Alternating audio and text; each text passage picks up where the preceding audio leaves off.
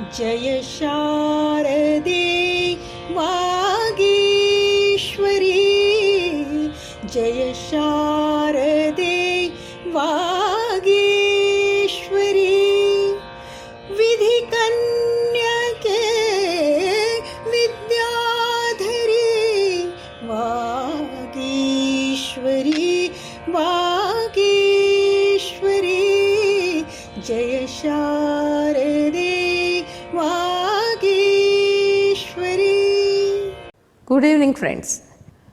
Lokmanya Seva Sangh Parle is renowned NGO from Mumbai suburb.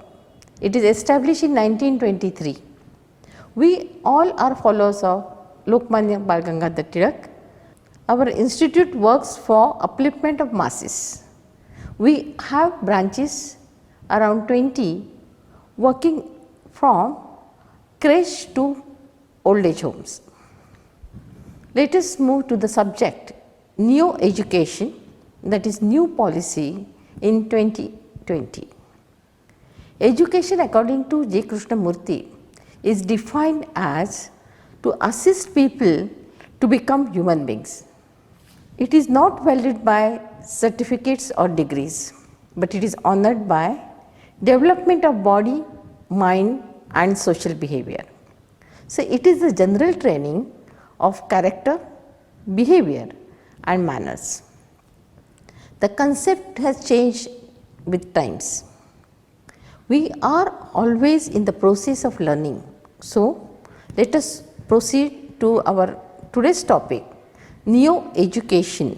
So, I request my colleague Mr. Vishwajit Bhide to introduce our honorable guest Padma Shri Mohandas Pai and Dr. Abhijit Phadnis, and I also request our President Mukund Chitre to summarize that later. Thank you. Thank you, Dr. Phadnis. It is a great privilege to introduce our eminent panel members who would elucidate the vision behind the recently announced new education policy of India. Padma Shri T.V. Mohandas Pai is an eminent IT leader of India and a visionary educationist.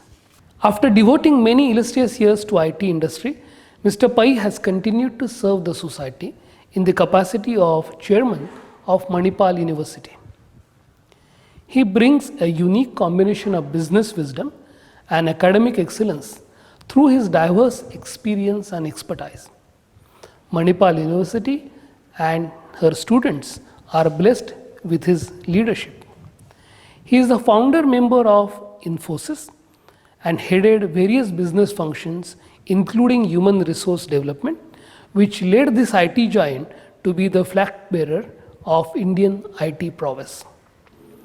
He is well known as transformer within the IT industry and has always led the teams to excellence. A CA by profession, he was integral part of the Infosys team that enabled the first listing of an Indian registered company on NASDAQ. He won the Best CFO in India award from Finance Asia in 2002 and Best CFO by Asia Money in 2004. He served as a member of the board of SEBI from September 2012 to July 2016. He has been working with the decision makers to improve the quality of education and availability of skilled manpower across the industries. He took keen interest in improving literacy across the country, mainly the primary education. He is the man behind midday meals program for school children. Today, the midday meals program feeds over 1 million children in 7,500 plus government schools across 7 states in India. This initiative has turned out to be the largest midday meals program in the world. He has made substantial personal contributions for the success of this program. Listening to his thoughts about the recently announced new education policy during his discussion with Dr. Phadnis would help us to appreciate the nuances of this policy and how it will help to shape the modern India. Dr. Abhijit Phadnis is a CA, CMA, CS, and CFA with 11th, 2nd, 1st, and 3rd All India ranks respectively. Indian Institute of Technology Mumbai awarded him PhD for his work on the states of India from an investment attractiveness perspective. In his corporate career since 1983, he has worked for organizations such as Johnson & Johnson, UBS Bank, and Credit Suisse. In his last two roles with the Swiss banks, he was the head of all business support functions and was a member of the board of their local subsidiaries. He began teaching in 1985 for several programs and has delivered over 350 corporate workshops for over 70 companies and participated in various consulting projects for over 15 large corporations. Dr. Phadnis also coached many senior executives in finance and general management.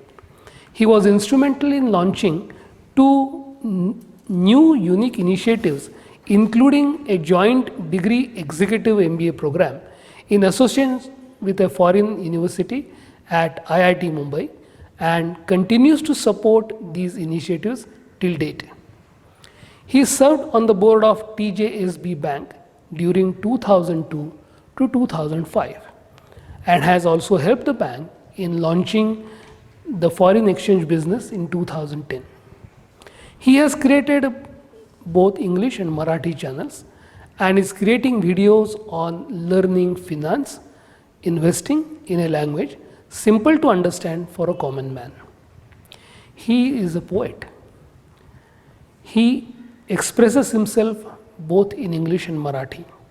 His 65 stanza poem on the message of Bhagavad Gita is also available on his YouTube channel. He is an avid swimmer and a leather ball cricket enthusiast. In this attempt to summarize the years of achievements of these eminent personalities, I have tried to fill the ocean in a bottle, hopefully covering their significant achievements, contributions to Indian industry and education sector alike. I now request Dr. Phadnis to initiate his dialogue with Padma Shri T.V. Mohandas Pai on the new education policy 2020. Thank you, Shri Chitare, and the organizers who have given me this opportunity to interview one of the role models of CA fraternity, who has explored so many dimensions of his own personality and is actually unfolding one by one. So, Mr. Pai, it is my proud privilege to interview you and welcome to this conversation. Thank you very much. I'm very happy to be with all of you and look forward to talking to you. Great. So the topic of this new education policy is really very vast. And in many ways, this policy charts new paths and is also kind of kindling going back to our civilizational roots.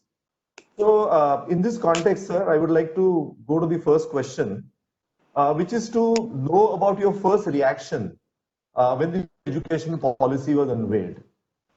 You know, my first reaction when the new education policy was unveiled is a sigh of relief that we have been liberated from the stifling bonds and controls that was in higher education for a long period of time. Because the last education policy was 34 years ago.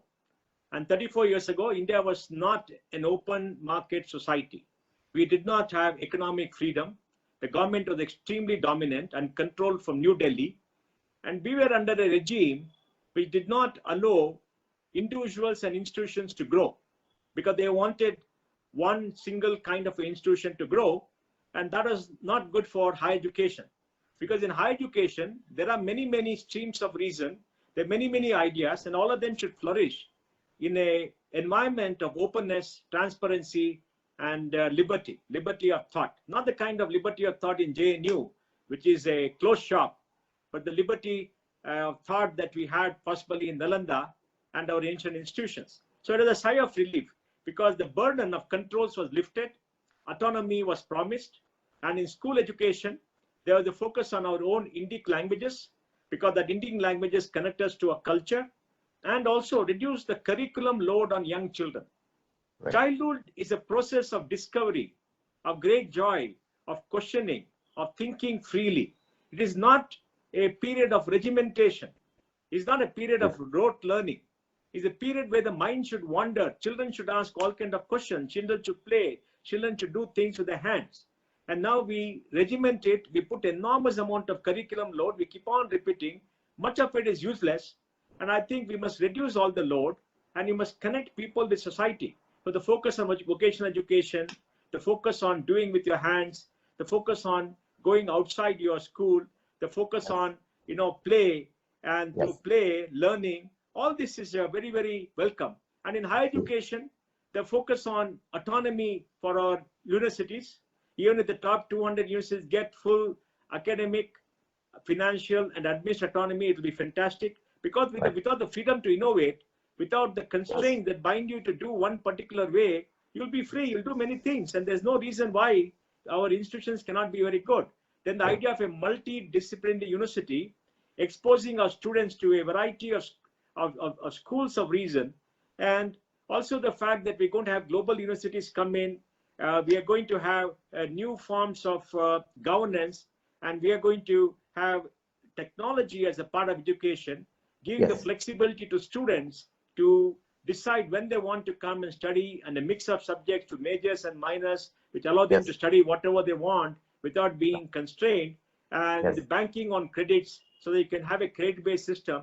All these are great innovations that have come. So to me, it was liberating, and the document for higher education for India for the 21st century.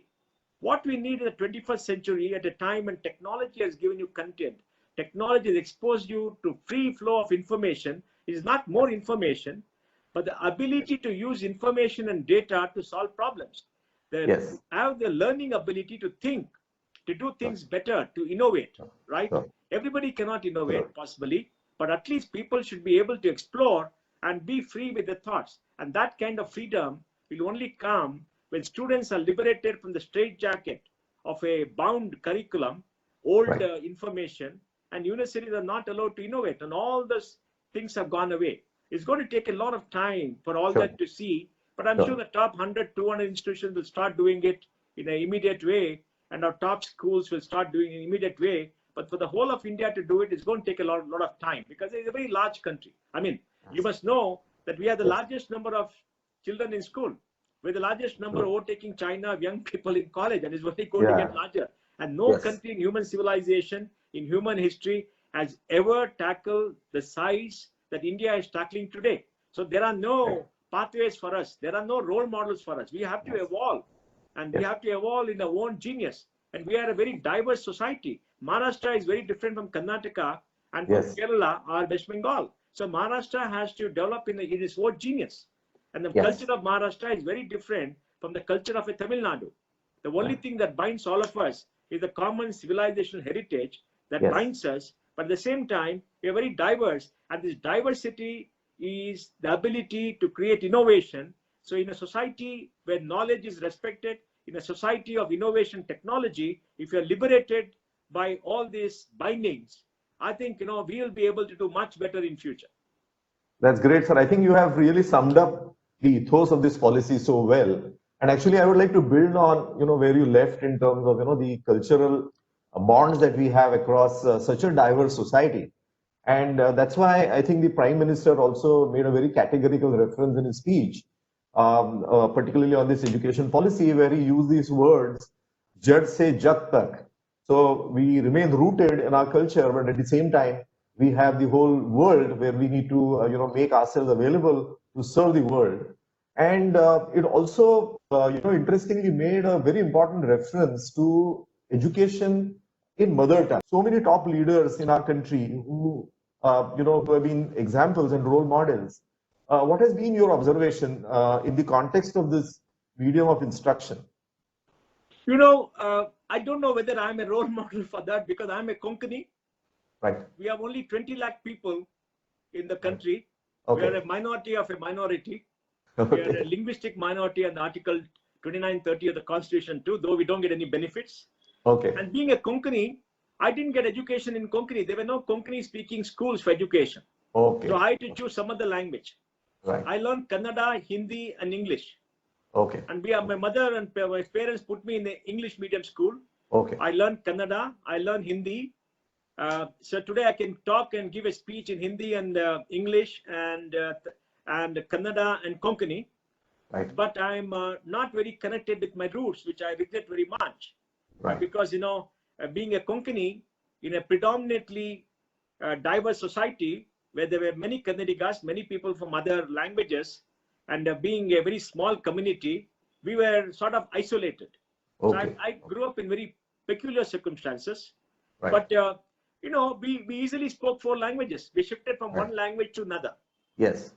So if Right. my state language is my mother tongue, I mean, it's fantastic. I should learn that. And, as maybe my medium till maybe 5th standard, 8th standard. And after that, I must learn English from class 1, because tomorrow I have to make a transition to English. Like Yes. Gandhiji said, I will open the 4 corners of my house to let the winds blow in, but I'll not be Yes. blown off my feet. Right. So in this education policy, Yes. we are creating an education for Indians who are rooted to the soil, who Yes. are part of their culture, who are Absolutely. Indians first. We have been westernized a bit too much, Yes. because, all the books I read when I was a young boy were English books. Apart from sciences, the story books were all about Enid Blyton. Yes. Now, you said a very important point. You made an important point. The Chinese teach the children in Chinese, the German in German, the French in French, Italians in Italian, and Right. the Japanese in Japanese, and they're very successful societies. Why is that? Because in France, 75% of all the books published are translations from other languages. So when you have the accumulated knowledge of the world in your own language, you have a lot of content. You don't have to go outside. We as a Right. society have not created content in our own languages. Now Yes. in Maharashtra, even though the Marathas and the politicians talk about Marathi being a rich language, which it is. So in Right. our society, sending children to learn English from class 1 to English medium schools has become the definition of success, because they all crave for that as a roadmap for a government job or to do well in society. Because all the role models you have are people who speak English, but 90% of people don't speak English in this country or know very little of English, and they're the majority, and we must now get pride in them. And for that, we have to create content. That is the big issue. I do Yes. wish people will take up this challenge with government of having a full-fledged translation bureau with a lot of content for young children. Everything else, whatever you get in any other languages, is available to you in your own language, so that you can Yes. read that and understand and get all those words and everything in your mind. Because content depends on words, and the Absolutely. words have to be in your own language. Now the Yes. words have to be Yes. enriched. Look at English. English is called a mongrel language. What is a mongrel Yes. language? A mongrel is a dog on the street, correct? It doesn't have a pure breed. It is a mixed Yes. breed. There's Right. nothing wrong with that. But Yes. it's called a mongrel language because Yes. it takes words from all other languages, puts it Sure. into its own language, and adopts it. Absolutely. It's assimilated. Absolutely. So we need a Absolutely. language like that, which we can see. The French keep the French very pure, and they're losing out because they're able to translate words which don't have a meaning in any other language. Now, Right. if you have something called artificial intelligence and you make it into Hindi as something else, you'll never understand that. In Yes. Hindi too, you got to use artificial intelligence. Why? Because Right. it means certain things. It is not that it's in English. It's just a term where you have to use it. But if you use some other term, when you search on the web and everywhere, you'll not be able to relate. So I think there's a lot of work that has to be done. But I'm happy to Absolutely. focus on languages. It means Yes. there'll be more investment coming in languages. Yes. With the Yes. investment in Absolutely. languages, with the focus on culture, that will connect Right. people to their own roots. We have to be rooted in our soil. But do you also see the cultural revival of the ancient civilization as something which is as a byproduct of implementing this policy? Abhijit, I want to be honest with you. This policy creates a framework and creates a Right. focus. By Right. itself, it will not do much unless we all invest. And the Yes. investment cannot come from Delhi, because Delhi doesn't care for you. What does Delhi care for you in Maharashtra? What does it care for me in Karnataka? What does it Right. care for me as a Konkani? They don't care. Right. Of course, they have some Sahitya mandals, they give some little bit of money. We as citizens, as communities, have to insist and invest in our own community and do it. For Right. example, I work with the Vikshwa company Kendra in Bangalore. We are trying to revive, we are trying to do many things. We are trying to get Kindle books or books in technology which speak to you, because many people don't know Konkani. So it will speak Konkani to you. So we can see the words in Devanagari and the words will speak to you. At least we'll know. We're creating books for lullabies for our children, because so many young women have babies. When they have a baby, we don't want them to sing Baba Black Sheep to that young child. Because this is crazy. Yes. We want our own lullabies like our mother did it for us, because our mothers were rooted in the soil. They grew up in a different culture, whereas we have grown up in a very different culture, diverse from our own culture. So we need all the technology artifacts to come, which will make young people who have children to educate the children and show them all the cultural artifacts leveraging technology. By doing that, they will be rooted to the soil. My father taught me, my father told me about Mahabharata and Ramayana when we were small children every night before going to bed. Yes. In Konkani, and I remember all that. But I couldn't do it for my children. Because my Konkani was decent, but the fact remains that I didn't have time. Because we are all bent on careers, we work 24/7. I'm sure all of you do that. So we are not spend time with children. And when you marry and you marry people from different communities, you also get confused. So it's a very difficult thing to transmit, because the mother has to transmit. So I think it's very important that we use technology, and for that communities have to get involved. So the NEP is a framework. It focuses, but you will have to do it. Now, in this context, I would like to ask two questions. I'll go one by one.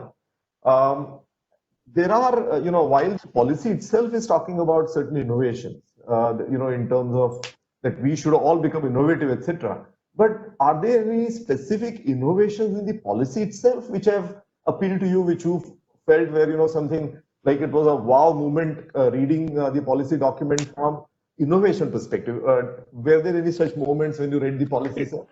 Abhijit, innovation comes when we all question the status quo. Right. So what I found the wow moment in the policy is, the policy talks about creating an environment where children can retain the curiosity. Right. Now, when a child starts growing up, and the policy speaks about it, that children's brains are plastic, and everything gets done in the first 8 years of their life, etc., which is all true, because we get a fantastic memory and everything else. And I must tell you, my doctor A.R. Pai, who passed away now, he could recite the Bhagavad Gita end to end.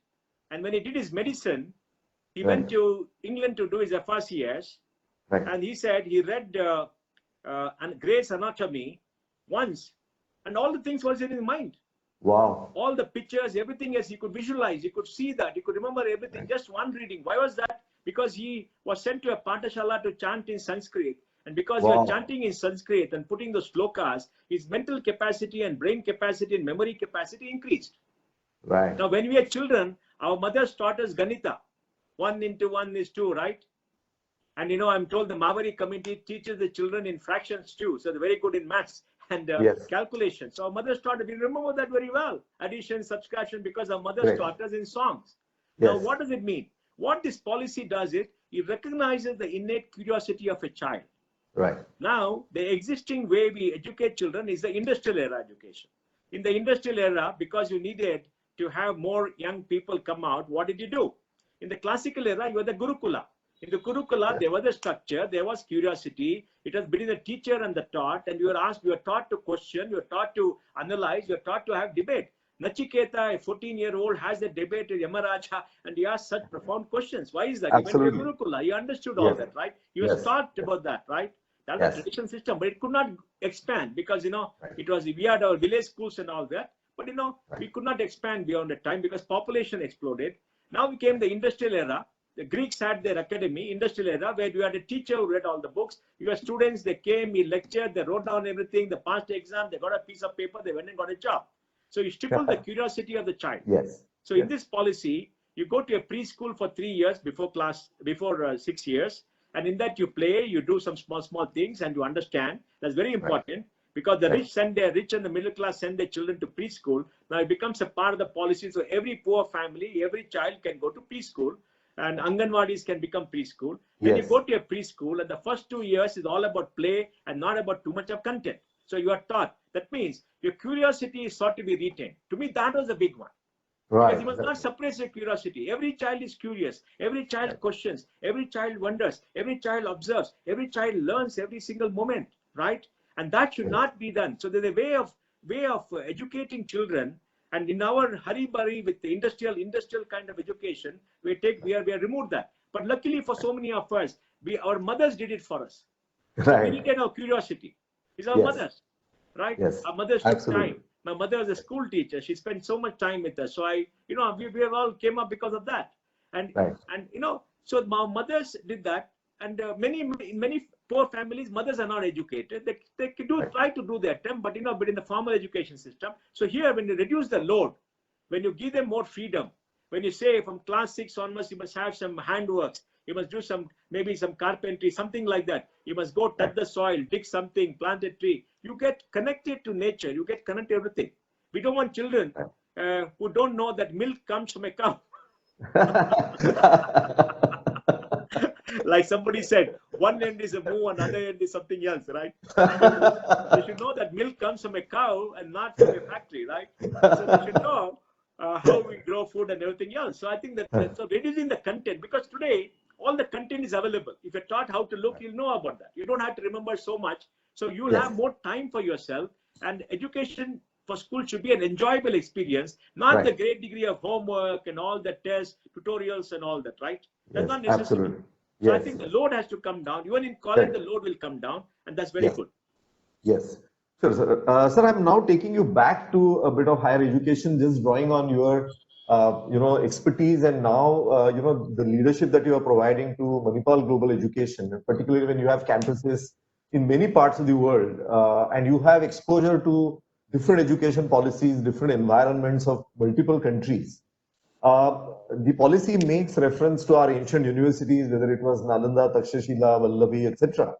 Do you think the policy framework, as you rightly said, this is the hard work we are all required to do, but at least is the policy framework creating the edifice for a nation to again get back the competitive edge that we had millennia ago? Do you think at least that foundation is being led through this policy framework? I believe so in higher education, because policy, to me, you must have full freedom to teach in a method that you find good. For example, in Manipal, we have an engineering college. We reduced the workload in the curriculum. Right. Okay. We brought it down from 2,000 hours to 1,600 hours, etc. We brought in MOOCs. We gave course credits. We brought in more lab work. Right. Lab work. More work in doing things with the hand in the lab. Right. Because engineering is all about application of technology. Sure. It's not about theory. Right. People are teaching theory, right? We did all that. Absolutely. And in medicine, in Antigua, we could do it in Antigua because it's a US school. We couldn't do it in India because the Medical Council of India is, out of tune with reality. What we did was, we did group learning. In a classroom, we had created groups of 10 people each. Okay. And gave them a subject. So each one learned from the other. They questioned, they asked themselves, because the smaller group learning is much better. And the learning went up tremendously because everybody was interested in learning. Everybody interested in talking to others and learning. They're paying attention. In a classroom of 50, it's very difficult for everybody to be on the same page. Whereas you have smaller groups, and the teachers could go all round and talk to them and explain to them when they were stuck. And this group learning really took off and made people perform very better. And the whole regimentation of the system went away. Because, in medicine, it's only in residency and in the final year, when you go on the wards and you learn, that's where the learning comes in. Right. Because, the learning comes in for a doctor only when you go see the ward. And in Manipal, we have a 2,500 bed hospital. I mean, everybody comes from all over the country. You get to see so many things. And if you're fortunate to go on the wards and learn for 2 years, you become a great doctor. Absolutely. And some of the best doctors in this country came from Manipal. Some of them were not very good in academics, but they become very good doctors because the experience of the ward, the curiosity, understanding, that interest that you had has made them into something extraordinary, right? And our doctors are truly among the best in the world. The whole world wants our doctors because, that methodology, even though the first 2 years there's very standard, later when you go for a practical experience, it works. So the learning has to be experiential. The learning has to be to peer group. And this is the kind of innovation that has to come because the education you get should be connected to the reality of society. Right. Absolutely. How do you use education for society? Are you Yes. solving real world problems? See, Right. for example, in America, there's so much of flexibility. You are not forced to go to a class. You can go to a tutor. You can learn on your own. There are larger classes, smaller classes. There are multiple, subjects that you can take up, right? And you can go Yes. deep into something if you want, correct? So Right. undergrad education is supposed to be a very broad-based thing, and is only in graduate education, that is masters, what you call masters, that is where we tend to specialize. So specialization should only come in the master's courses. Undergrad should be very broad, with a slightly deeper understanding. For example, in our CA, we are taught that you must have expert knowledge in 4 or 5 topics, and the Yes. rest you must have working knowledge, correct? Yes. Yes. Working Absolutely. knowledge is to get by, and they teach Yes. you how you can explore and learn more. But you must have Right. expert knowledge, because as a CA, you're supposed to know accounting, you're supposed to know auditing and taxation as experts. Yes. Correct? Absolutely. You're not supposed to be Yes. experts in everything, but you get exposure Yes. to mercantile law. Correct? Right. I mean, I got exposure to operation research, so even though I found it very difficult, Right. and Right. computer science and programming, which is important as a skill. So I think this kind of structure has to be there. So this brings Yes. flexibility. To me, education is about flexibility. Education Right. is about discovery. Education Right. is about the joy of learning. And the joy Right. of learning comes only when you have freedom to learn what you want. Right. And that this entire policy in higher education gives you. But let me tell you, it's very difficult to implement it. Why is it difficult to implement it? Because you have the choices of subjects in all the schools. You don't. So what the policy has said is, even though you go to a particular university or a particular college, that college can tie up with other colleges which have some Yes. kind of other topics. You can go take the credit, you can come back, and you can have a grade bank and then decide what to do. Now that has to be explored, that has to be done. And they also Right. said you can do MOOCs courses, online courses, and you can also do credits from other overseas universities. Right. So the expense is not there. And that Absolutely. flexibility, that multidisciplinary approach and the design. But then the university has to adjust to the new norm. It's going to take time, because you have faculty who are grown up in the old world. And if you have a faculty of 55, 60 years in the industrial way of education, the faculty is not going to change. So changing people, see, young students who come are coming with open minds. They're coming to get Right. things in their head. But when you have faculty who have spent 25, 30 years, the faculty is not going to change. Right. Because the faculty has limited energy. Absolutely. Yes. Limited energy, and they don't want to change. It's going to take a long time. Right. So that is the challenge. So the structural Yes. creations there, the rigidity created over the last 50, 60 years is not going to go away. That's going to take a Okay. lot more time. What will be your recommendation in terms of ensuring that the successful transition from where we are right now, a very rigid, inflexible system, a system which has been, kind of driven by a certain political agenda, to a new system which is going to be very flexible, very civilizational, at the same time very open, and at the same time, helping students getting skills which will be relevant. So for that to happen, so what would you recommend as the roadmap of certain essential things that need to happen? You see, some of our best institutions have been captured by leftists, like JNU, like Jamia Millia, like Aligarh Muslim University, and they become communal, even though they call themselves secular. So they have created a culture where if you're an Indian and a Hindu, you're deemed to be communal ipso facto because you happen to be an Indian and a Hindu. And if you're a Muslim, you're secular. A Muslim cannot be secular by any definition. And there's nothing wrong in being a Muslim. It is perfectly fine. You can be anything that you want, but they are very doctrinaire, and they are wedded to one single way, which the holy books tells them. So is Christianity. In Hinduism, you're not wedded to one single way. I mean, if any definition of a secular society is there, is India, where at least 80% are still Hindus, and they can follow any path, do what they want, and they accept the reality of all other languages, religions, whereas both Islam and Christianity do not accept other religions. They say they are the only ones, and only their path is the way to God, or whatever it is. I mean, that shows dogma, the impact of dogma. But that is their concern, and that's perfectly fine, because we accept the right of every individual to do that. So we have allowed some of these institutions to be captured by the left. It is Nehru's policy which created this kind of dichotomy between what India was, a deeply spiritual nation, a cultural nation, civilizational nation, and what he tried to do to say, I mean, he was a Brown Sahib, right? He was an Englishman in Indian clothing, not even rooted in his own culture, to say that, the future and secular is all about ignoring your own culture, Right. downplaying your culture, insulting your culture. And these leftists created this narrative after Nurul Hassan came in those institutions to say that, our traditional society is misogynist, is casteist, is this, that, all kind of rubbish.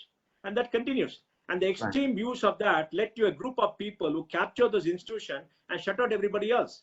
Now, there was a lady there, a teacher, I don't want to give her name, a faculty in JNU, who said the Indian army is an occupation army in Kashmir and rapes a woman there.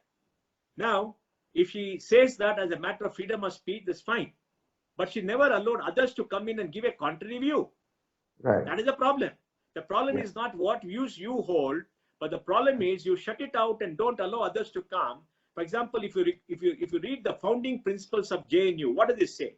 JNU has to be an institution where the pure streams of reasons flow, where multiple views come from all sides, and where students are exposed to multiple views, enabling them to decide for themselves, and not shut out all of the views except your own view, which is very extremist, and capture that and create violence. And they had a student union with the Maoist-Leninists. Maoist-Leninists is the height of violence, is the height of atrocities, who support these killer Maoists in Eastern India. When you have an extremist ideology which believes in violence, they masquerade as human rights activists. How can we as society accept that? And the media gives them prominence as if they are the ones who decide for India. We have a 3.74 crore young people in college. And the media used to say, oh, this is young. There's a revolution in Indian university. Which is only 3 or 4 or 5 out of 975. Nobody else cared for them. But they blew it up because the media too was very leftist. There were no alternate views. Right. So we have allowed centralization of education, where being close to the center of power in Delhi to people who follow a particular ideology gave you money, gave you access to power, gave you everything else. Now we need a distributed network. For example, even in Maharashtra, you don't have to be in Bombay to be connected to power. That's the case today. In Bangalore, we are connected to the government because connected to power because we are very close. So you need universities all over India who are reasonably well funded, who can explore their own genius based upon what the local conditions are. And when you have this multiple universities, greater autonomy, the ability of a few to capture will come down. That is a big thing. Right. Because if you think, you see, to change JNU to its founding principle is going to take time. Right. It's going to take time because they created an ecosystem which is an echo chamber of the same kind of people who are all close together to trying to shut out everybody else and control everybody else. And because of this patronage of leftists, with the patronage of scholars who are leftists, there is no alternate views coming up. Now, because of the openness, more alternate views are coming up. Right. Rajiv Mistry wrote a book. Rajiv Mantri wrote a book called The New Idea of India. That's a fantastic book. Vikram Sampath wrote a tome on Savarkar. Could you imagine in the ancient regime somebody writing on Savarkar? Right, absolutely. And now it's sold 50,000 copies. People are reading it because we have the right to read about all our leaders and decide for ourselves what we like and dislike, rather than have a few people put the things into your mind. And why did it happen? Because it was captured. And why is it captured? Because it control. So, sir, going back to the ancient universities that we had and which were truly internationalized, because globally students used to come and learn. In this context, actually, I had two questions. One, of course, to draw your own experience on Manipal global education, but the other question which I wanted to come to before I come to your Manipal experience was about this kind of a thought which we have now in terms of creating campuses which are truly international. Do you see this possibility of being able to stem the migration of a lot of our critical talent which goes to foreign universities and then permanently stays there? They don't come back and make a contribution to our country and our society. Do you see that reversal taking place now when the Indian universities themselves become truly internationalized? That was the first question I had, and you can perhaps answer that question. I will answer that first, then we'll go to second question. Okay. Abhijit, I have nothing against any Indian child or young person who wants to go abroad and learn. Okay. I have nothing against them going and settling in the United States or any other country of the choice. We are free human beings. We should have the right to go anywhere and do everything, and we should not mourn the loss, Right. because that is the freedom that you have. And like that, Sudha Bharadwaj is somebody who was arrested for that Elgar Parishad or whatever it is, where all the leftists are now saying she went to the US, she got education, she came back. I mean, just because you come back, are you supposed to be grateful to you? It's a choice that you make. We respect the choice. So it's okay. I have nothing against that. What we have to do is to make it attractive for the best minds to stay in India. Right. Right. Now, how do you make it attractive? By making sure we have more high quality educational institutions. Right. I worked under Dr. Anil Kakodkar, one of your wonderful great men of Maharashtra and India. He's called the 800 pound gorilla when he negotiated with the Americans for the Indo-US nuclear agreement. Yes. We wrote a reform paper for the IITs because he headed the committee, and I was there. And we said we should have 100 IITs. We should have 100,000 seats of the quality of IIT. Right. If you have 100,000 seats, the quality of IIT for undergrad, our best minds will go there. Right. Today, the son of a great man, one of India's greatest industrialists, he could not get into IIT for his favorite subjects. He went to the US and got into the best school. He's doing very well. He got a PhD. Right. Why is that? We have not built capacity. So first, let us build capacity of high quality, so the best minds can do that. That's point number one. Second, we must give money for research. The whole of the education system, I'm told, spends only about 5,500 crores, not in $1 billion. Now, Harvard Research spends a few $1 billion on research. So unless you give research funding to our institution, how will they deliver new knowledge? Because once you finish your undergrad, you have to want to go for the graduate studies or your masters. Masters and PhDs based upon research. Research requires money. We are underfunding. So they will go somewhere to do research, to find out and to learn. So we have to spend money on research.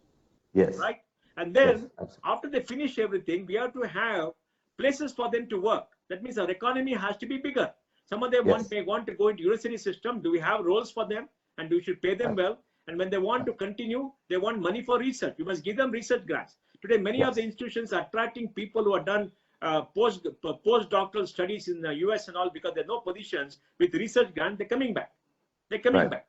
So I think they're coming back. But we have to create those conditions. Yes. We cannot say, Mera Bharat Mahan, you must stay here. That's not right. And you must create the conditions. Then the economy has to grow. So many of them who've done their PhDs can go into industry and earn reasonably well. Today, the opportunities are much more than what they were 10 years ago. In 10 years, it will be much more. I think that's an important thing to answer a question. Today, we have about 750,000 Indians who are studying outside, spending about $20 billion. Yes. In America, we have 205,000, spending $8 billion. It's an enormous amount of money. This $20 billion is more than the higher education budget of the union government and maybe all the states taken together. Yes, absolutely. It's very huge. Now, second thing is, if you want foreigners and not to come here to study here, what is it we can give them? Unless we have research institutions, unless we are in the top 200 of the world, they will not aspire to come here because they want a special education. Right. Of course, we've got about 45,000 students from all over. They come because they get scholarships here. And we want them to come and join the IITs because we want to join the top 200 universities. We want the best of the world to come here. So we got to give them the opportunity. We got to give them seats because they will not be able to write the test and do everything else. But we still want them to come to get the international flavor. In Manipal, the Malaysians and Southeast Asians came to Manipal to do medical education for the last 25 years. 15% of all doctors in Manipal are trained by us. Why is that? It's because we gave them a high quality medical education which they could not get in their own country. It's on par with what the US does or UK does, and much better than most of the medical schools there because of the investment, the faculty, the hospitals, everything else. So they come there because they give them exceptional quality. And they know when they go back, they're better doctors. Correct? So we got to create those conditions. And then there's very good infrastructure, so the living quality is much better. I mean, some of the IITs had some lousy hostels where you can't go to the toilet is not clean. Now they've improved. I heard horror stories about all of them. So we got to create good infrastructure, the good quality of life, which is hygienic, so people can come. Because we are still a poor country. Other countries, many of the other countries, the elite of other countries live in better circumstances, right? Even if you go to a poor country in Africa, their cities are much better than Bombay. Right. Of course, they're only 2 or 3% of the entire country. They live in much better circumstances because of the power Yes. structure. But Yes. so we have to be very careful. We have to offer them what they want, and that means investment. And we have to market. We have to go. Right. The market is you. That's how you get outsiders to come in. Right. Absolutely. So And the you policy made, allows that. And this okay, policy yes. allows that. Yes, And yes, but one very more, I've good. got to say two more things. Sure. One, the policy also said top 100 universities globally will come here. I don't think they'll come because the top 100 don't want to come. Right. Why should they come? Because everybody goes there. Why should they come here and invest? So that's Right, going to be right. difficult. And Right. no, that's going to be difficult. And the professors who teach there, the best professors don't want to come. They got Right. everything in their home country. Right. Second, we can get credits. Now, the important thing is, because of online education, the best universities can run some courses for our children in India. And we Yes. can get those courses and take credits and get a degree Yes. from an Indian university. Yes. That will, do that. The MOOCs courses and all are going very well. Absolutely. Second is we can do one semester outside and come back here. If you do Right. a 4-year engineering, imagine you go do one semester in a Yale or a MIT or Imperial College or wherever it is, in case they allow Right. that, and get the credit and come back here. That'll be fantastic, and the cost will be lower, right? Yes. So the flexibility is there in the new policy. That, to my mind, is a great innovation. Right. Very true. How do you see the future of India's universities and academic institutions, particularly in their ability to cope up with this massive change which is envisaged by this policy? By 2013, just barely 10 years, there is a huge shift that we are visualizing. What do you think should be the agenda of most academic institutions to be able to cope up with that change? Abhijit, I was chatting with Dr. Anil Shastrabuddhe, Okay. chairman of AICTE, who, in my opinion, is one of the greatest educationists India has produced. Right. He's done remarkable work in AICTE. And he Right. told me, Mohan, we, during COVID times, gave full liberty and we said you can go up to online up to 40%. Right. The people are doing online. Right. And we started creating content, we started training faculty, we've done something, and people are changed in 6 months. So when the COVID Right. happens, everything fell off a cliff. You Right. had to shift. So necessity is the mother of invention. Everybody shifted. Yeah. Many Absolutely. of them learned. Of course, the remote colleges, rural colleges were not exposed. They didn't have bandwidth. They also learned. And the city colleges quickly learned. Everybody got trained. In our system, everybody got trained because they're already doing it. Everybody got trained. Everybody is doing it. They adapted to it and they're doing very well. I feel that this rapidity of change forced everybody to do it. Now there's just a new normal, which is going to be online, offline. Now you can't do away with the offline. Please remember, Right. when you go to college 18 to 23, there's the formative years of your life. Right. You're just out of school. You're going to a university or a college. You are exposing yourself to greater freedom. You're meeting young people who are growing up. You're debating many social issues, many things. So you have to learn to negotiate, to work as peers, to listen to everybody, form your own network, own groups, and your body's undergoing rapid change. You're becoming an adult, and that is unbelievable change. And you have to cope with it. So you can't do it online. It has to be done offline, online. You need a mentor. You need a teacher to talk to you. You need to talk to them. You need to explore. You need to question. So there's so many things. So we need offline, online. Now, Very true. so maybe offline, online can be 40% in the sense that content can come down, but the teaching Yes. time and face time should be the same. So you have more face Yes. time. So in the classroom, you debate issues. Instead of getting Exactly. a one-way broadcast, you debate Yes. issues, you discuss it, so you're free to discuss. For example, in my college, I did a BCom degree, then did my CA. In my college, the teacher, some of the best teachers told us, hey, you have no interest, don't come to class. Right. But we all got ranks. And we went to class whenever we wanted, and they used to take Right. us for tea, we used to talk, we were all friends. But they were the Correct. teachers, we respected them. But it was a Right. perfect environment where we could debate, we could question, we could do many things. And now Right. I think that is important to do that only when you have freedom. So you need online, offline. And when you go for Right. a master's, you have grown up, you are maybe 21, 22, you learned how to work on your own, how to learn on your own. There, online can be 40, 60%. And when you go work and come back and do an MBA after 10 years, you can do online maybe 80% and 20% can be interaction because you learn how to work by yourself, how to access. All you need is some mentorship, some connections to answer True. all your doubts because you can read and do that, correct?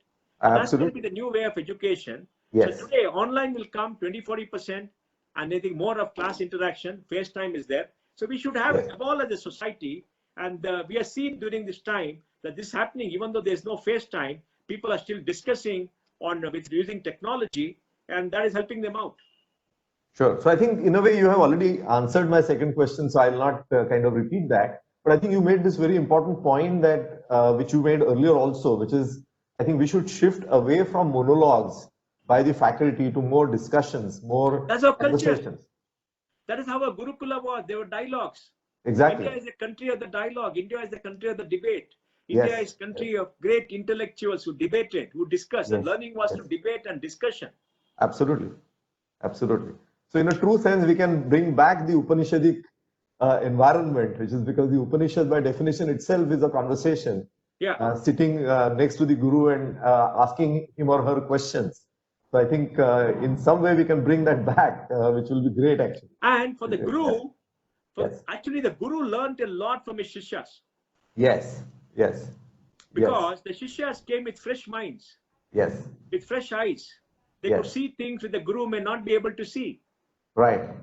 Right. I mean, you know, Absolutely. one brilliant student can change a whole worldview. Yes. Very true. Right, Very Tom? true. Absolutely. And for Yes. a teacher, there can be no greater satisfaction than a brilliant young person asking questions and making Yes. the teacher explore new vistas and new ideas. That is the joy of learning. Absolutely, absolutely. Just to share my personal experience, I was a rank holder cost accountant in 83 and then a rank holder CA in 84, and I started teaching in 85. My conceptual clarity improved a lot after I started teaching. I remember when I taught standard costing to students, and I was just 22, 23.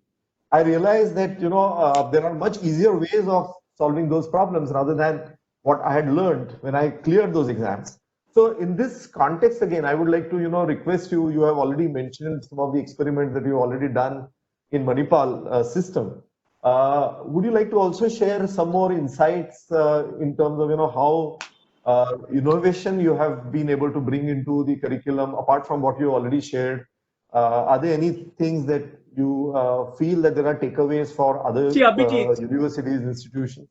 Yeah, Abhijit, please. you must network constantly. So we have a lot of faculty traveling. Our vice chancellors travel, they go meet, etc. So when you go meet people, you talk to them, you discuss with them globally, you come to know what is happening very well. Wow. I think that's extremely important. Right. And then we incentivize people to write papers. When you write papers, student papers, faculty papers, and we give them time. So that makes them think and do things. Right. Right. And then, of course, we spend money on labs and other equipment, etc., which give them access to new things. I think these are the things that you have to create. Because you see, at the end of the day, innovation comes from an individual. The system can only create the flexibility for you to be innovative. You can't drive innovation from the top. Right. I mean, in a corporation, if you have an innovation department, that will be the biggest stop for all innovation. Right. Because you can't control. You have to create the space for people to be innovative, to come out with ideas, and if they have something useful, give them the time and the money to explore it and to do it. Right. And for that, they need to have the time, Abhijit. Yes. Time is important. You only have 8-9 hours a day. True. So in that time, you must decide what you want to do. Do you want to go on lecturing, or do you want to spend 2-3 hours on reading? And next, when you have the joy of learning, you become a lifelong learner. Yes. Why? Because you want to learn, you want to read. Why do we read so many books? Now, to me, I got a collection of 20,000 books. My wife threatens that she'll remove my books because there's so much of years. I've not been able to read them, but I have the ambition of reading them. Every day I touch so many books. Say I'm going to read today. I'm not able to do it because you got only 8 hours. But the curiosity of reading was there. Why is that? When we were young children, my mother was a teacher. Gave us the library card. We used to go to the library. Spend 2 hours reading every book. On a Saturday, Sunday, spend 8 hours reading all the books on every topic under the world. And all that knowledge is still here in the hard disk. Right. And today we can speak on any topic. Why? Because you have the wide exposure. So I think that is important. And that comes out of a joy of learning. Absolutely. Once you have a joy of learning as a student, then you become a teacher, you're lifelong learning. And that's how you become innovative. But you must have an open mind and you must decide what you want to do. And I think you can't be innovative all the time. You'll do some things in your life. You have to accept the reality that only so much of time. And I think if you create an environment and a system, the cumulative impact of many people being more open and more innovative is going to create the upsurge of innovation. So the question I wanted to come to you is about, this 3 language formula, which has now been opened up and that is going to be available for the states to choose, do you now see a potential for a revival of Sanskrit? Because it is quite possible that some of the states may pick up Sanskrit as the third language. So do you see that potential for Sanskrit to get its rightful place, and what do you think more can be done to help us achieve that kind of a position once again? Abhijit, our culture is rooted in our languages, what we speak every day, our mother tongue, and in Sanskrit, because Sanskrit is the root of all our languages. Even Absolutely. Tamil and Sanskrit are close together. For example, we speak Konkani. Konkani is connected to Pali, not Pali, Prakrit. Connected to Prakrit. Yes. Prakrit was a street language, okay, ordinary language, but Sanskrit is a refined language with a grammar and the structure and everything else. Yes. So my personal view is we're not going to see many things happen in Sanskrit because the opposition to that is enormous. Right. There's a lot of academics who think teaching Sanskrit is going back to Hinduism, is going back to nationalism, all kind of rubbish. Right. So, but the policy has put the focus on Sanskrit. Yes. Now, what is required? We should demand from the state government and demand from the central government more investment should come into Sanskrit knowledge, more investment come into preservation of this manuscript, translation of the manuscripts, and to create specialized institutions all across the country to create the Indic knowledge system. Right. So that will create many more points of view of how Sanskrit is taught, etc. Yes. Second, we must popularize among our younger population and families the need for people to learn chanting in Sanskrit to develop brain power and memory in the brain. Absolutely. Because education means you develop memory capacity also. Yes. So you have to have memory capacity because research has proven that chanting enhances memory and capacity in the brain when you're younger. Right. And what does it do? It doesn't lead to Alzheimer's disease when you grow older because your brain is very active. The neurons keep on connecting. There are a lot of benefits that are there. And Sanskrit is the way because it is based upon a particular tone of chanting, etc. Yes. So you must teach children. So I think through you mandals like yours, you must popularize among young couples the need for children to learn Sanskrit and use technology for them so they can be taught at home. They can understand that, etc. That's point number 2. And point number 3, we need many more competitions in Sanskrit. Yes. Why can't mandals like yours have a competition for Gita chanting? Right. Upanishad chanting. Because in our ancient system, the culture and the Upanishad Gita were transmitted by chanting. Yes. They were taught by chanting. There are Gurukulas and others, but that is dying down because we are not investing enough. Why didn't you create annual contests in every town in Maharashtra, every town in Karnataka, by people like you love your culture of Gita chanting, get the best people to chant the Gita, keep it alive and give them prizes. You can get people to sponsor. So how do we actually make that happen in terms of percolating education to our masses, enabling them, and also helping our Indian universities to find a place in the top 100 universities where we don't find an Indian university today?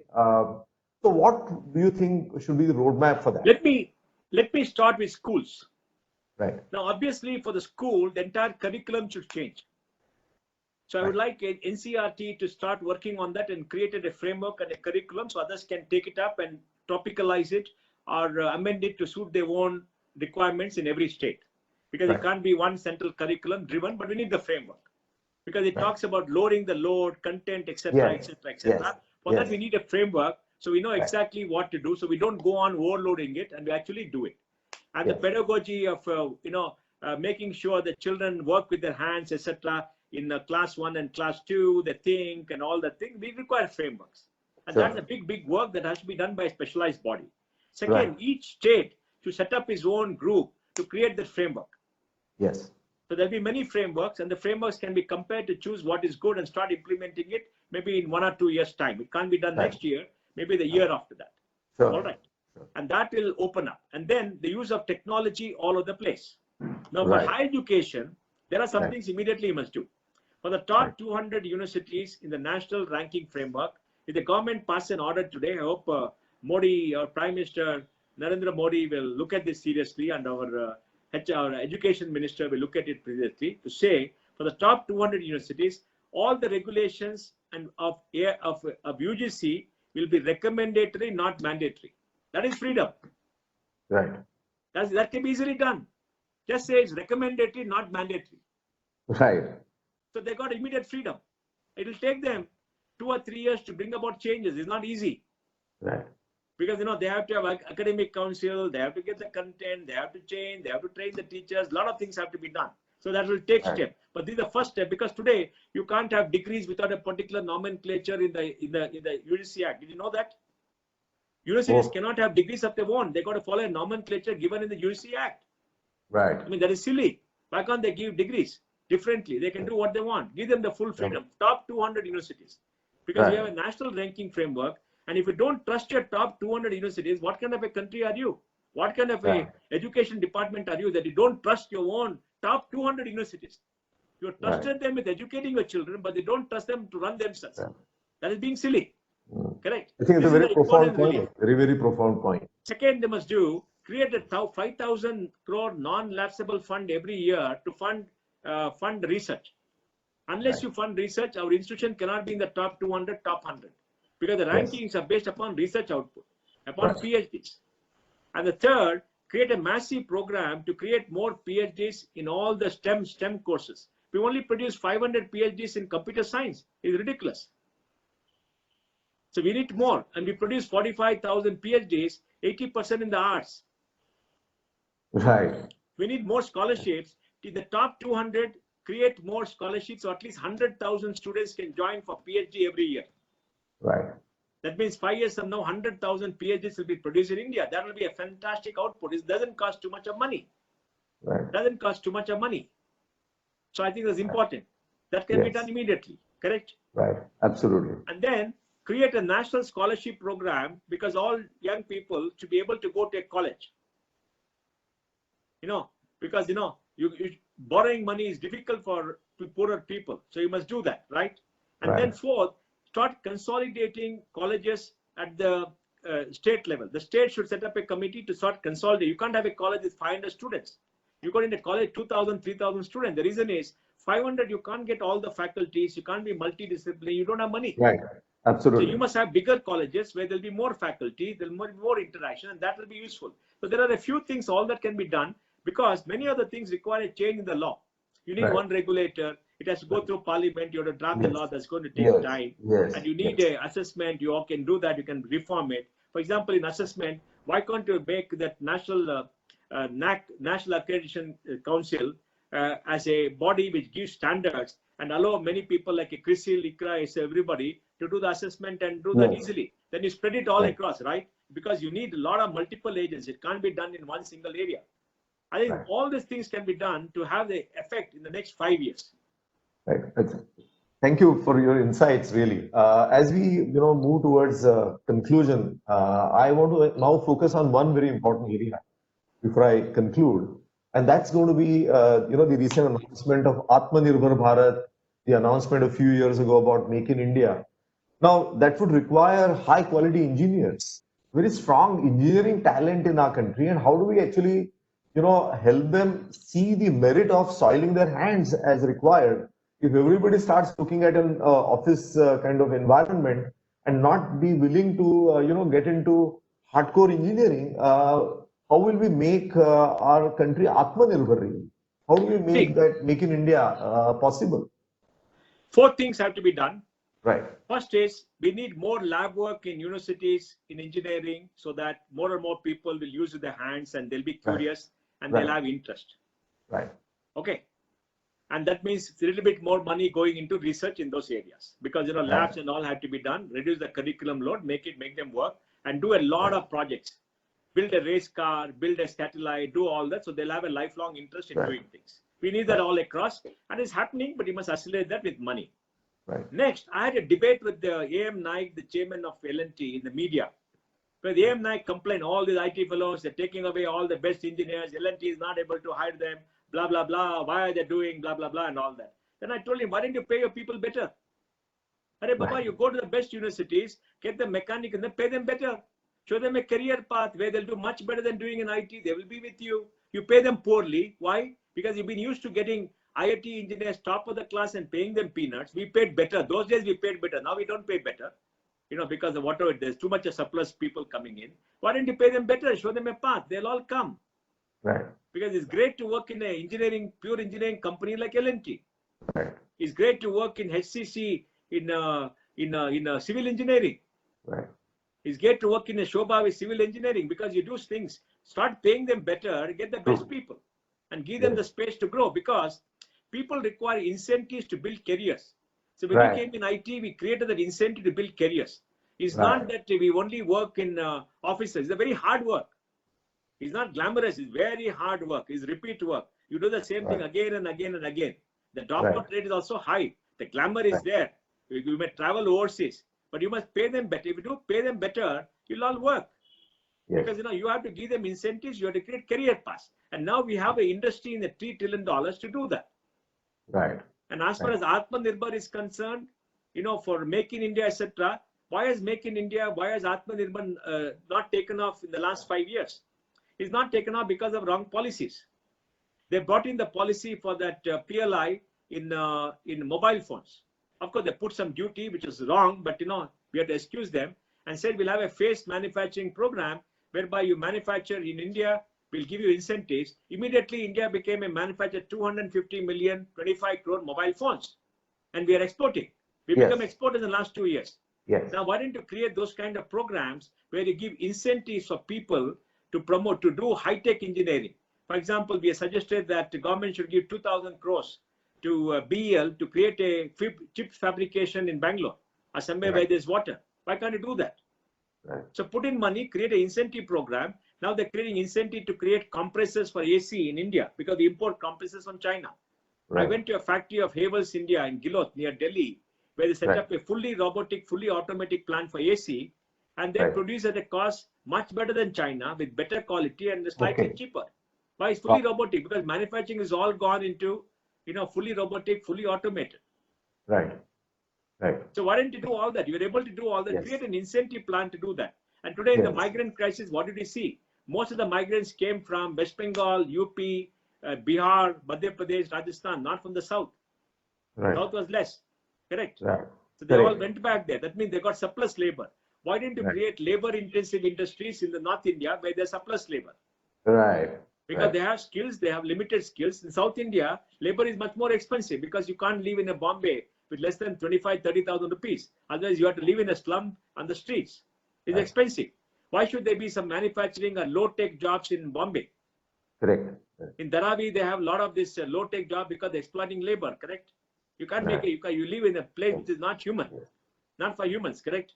So why can't you create facilities in your own states in North India? That policy should be there. Then urbanization should come. We got 7,000 small towns and cities. And the 7,000 invest in them. So at least there'll be good facilities for people, schools and roads and toilets and houses, etc. in the smaller cities, connected by transportation supply chain networks, so people can stay there and have a good quality of life. They'll get health facilities. So grow the small towns. These are all the policy changes that have to do. They gave the vision of Make in India, but then back it up with incentives. They didn't back it up with some fundamental policy changes. You'll be very happy, Abhijit, when Fadnavis was there, we wrote a program, we wrote a document called Maharashtra $1 trillion economy. What Maharashtra has to do to create a $1 trillion economy by 2025. We studied the economy, the composition economy, looked at which are the industries, what has to be done, where it has to be done, etc. It's a beautiful document which he prepared. Of course, he's no longer CM, so it's fallen apart. He promised to set up a committee to study that and roll it out because it had a lot of sense. So we have to create an economic strategy, back it up with incentives, back it up with investment, it will happen. Now it is being done by Modi. Mr. Modi is doing it now. Now there is hope. We see in electronics is happening. We see it happening in AC and other places. We see it happening in toys. Okay. Because, we need labor-intensive industries because our main asset base is people. And in the people surplus country, we are giving tax incentive for capital equipment. Come on, give me a break.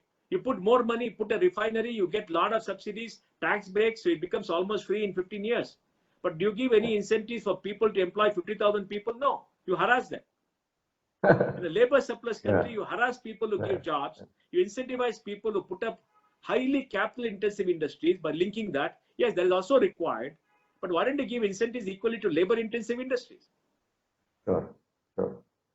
Great, sir. I think this conversation I really enjoyed, and it could have easily gone on for another hour and a half because there's so many dimensions. So before I conclude, I think one last question, sir. I think you made a interesting reference, and the Havells factory, robotics, using robotics, etc. I found in the policy, while there are references to 3D printing, there are references to AI.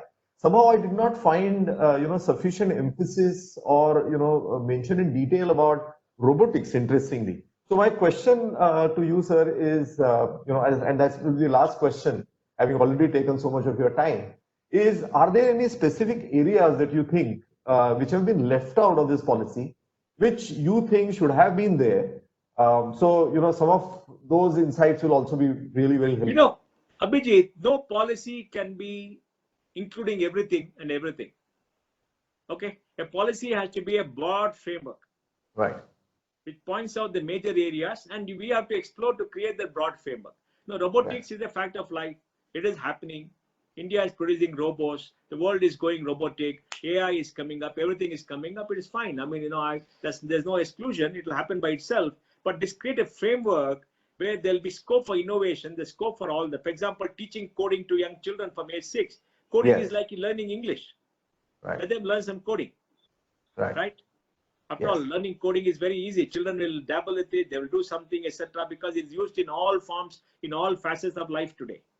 Right. So I think those are things there. So, we should not do trying to pick up fine things and you've not done this, you've not done this. There are thousands of things to do, but that's not the role of the policy. I appreciate the implementation plan and the rollout strategy. That's where you get more detail. Then leave it to the universities to decide, and they will look at market, they'll look at life, and they'll do it. Sure. Really appreciate it, sir. I think it was a wonderful conversation. I really feel enriched, and I'm sure our viewers will also be greatly benefited. I hope this video will also be watched by various institutions, faculty members who would take a lot of insights from the experiences that you have shared, particularly having led the Manipal Global Education Foray. So I would like to sincerely thank you for the time that you have spared in spite of your busy schedule. Really appreciate it, and I look forward to having a conversation of this type once again sometime in the future. Thank you, Abhijit. Good talking to all of you, and let me wish you all the best. And I do hope you people will lead Maharashtra and Mumbai in implementing this policy. There are a lot of things for you. For example, teaching your young children Indian mathematics. Right. Exposing them to the astrology and the mathematical wonders of astrology. Exposing them to Sanskrit and teaching them chanting 1 hour a day. Right. So they all learn how to improve their retention, brain power, etc. There's so many things that you can do. Because only when people like you start doing this as an association will this become a reality. True. Thank you. Thank you. Appreciate it, sir. Thank you very much. Thank you very much. Namaskar. 5th September 2020, Teachers' Day. We have just heard Dr. Abhijit Phadnis talking to Mr. Mohandas Pai. What a great experience it was. As Mr. Pai was talking, one could evaluate the great teacher in him coming out in the form of what is new in the education policy. I think it has been a great experience for all of us to listen to Mr. Pai for the last few minutes that he has spoken about. I am sure if time was not the limitation, he could have gone on for hours together on this subject. At Lokmanya Seva Sangha, when we thought of doing a program on new education policy, the first question which comes to mind is, what are you doing over here? Yours is a social organization. And when in the committee meetings we were talking about the subject, what came out was excellent. Normally we believe that education is outsourced to schools and colleges, but I think that is where we make the first mistake. Education is lifelong education, and therefore it is not something which has to be done only by schools and colleges, it is to be done by the entire society. And therefore, an organization like Lokmanya Seva Sangha, which caters to various actions, various sections of the society, and which looks into various aspects, considered it appropriate to have a program which will talk about new education policy. And I think that's how we are here. Because education is not to be looked at only from the viewpoint of those who give it, but also from the viewpoint of those who receive it. And I think that is where Lokmanya Seva Sangha, representing the society at large, represented the right forum where one could talk about new education policy. While we are talking on education, the first thing which comes to my mind is a Sanskrit shlok, and let me therefore begin with that. Gurur Brahma, Gurur Vishnu, Gurur Devo Maheshwara, Guru Sakshat Parabrahma, Tasmai Shri Guruve Namaha. All of us at various walks of life learn from childhood till this stage, and this current education policy exactly brings out that aspect. It brings out that the education does not stop only in schools and colleges, but it goes along. It's a lifelong education that one has to carry about.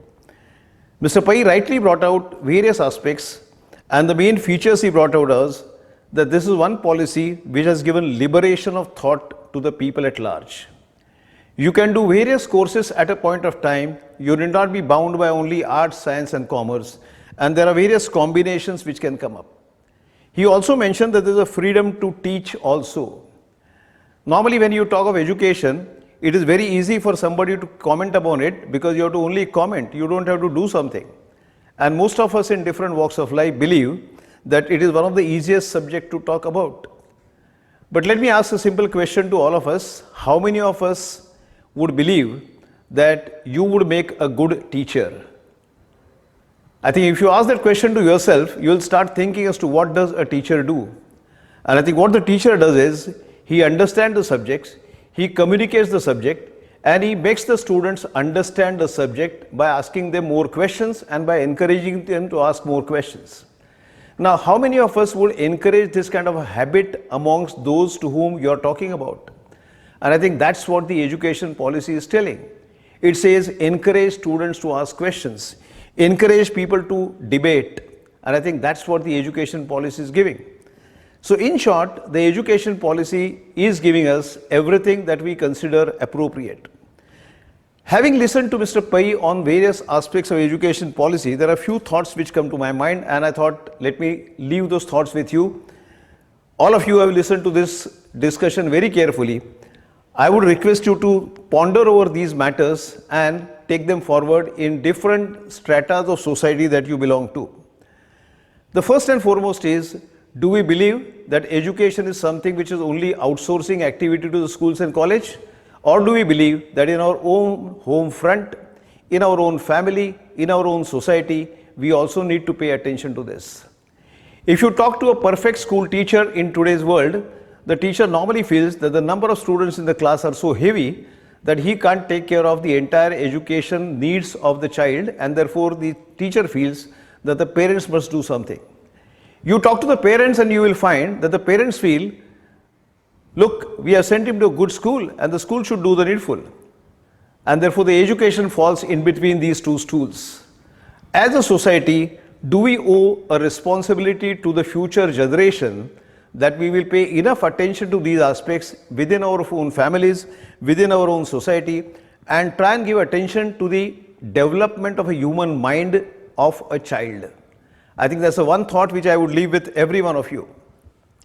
Secondly, when you look at the schools and colleges, there are teachers who are doing great job at various places. The question is, how many of them keep on updating themselves with the recent changes which are happening, the new things which should happen, and what would be relevant tomorrow? In Sanskrit, the good word is Guru.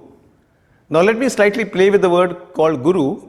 If you look at the spelling, it is G-U-R-U. Now let me try to split it into two parts. I will say G, that is Hindi G, U-R-U. I think a great teacher is someone who tells us that you are you. That means you start looking at yourself, develop yourself, and make yourself to a good human being.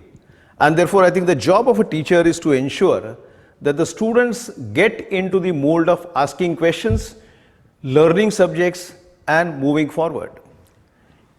Unfortunately, at many places we find that the people try and teach how to do something rather than why you do something.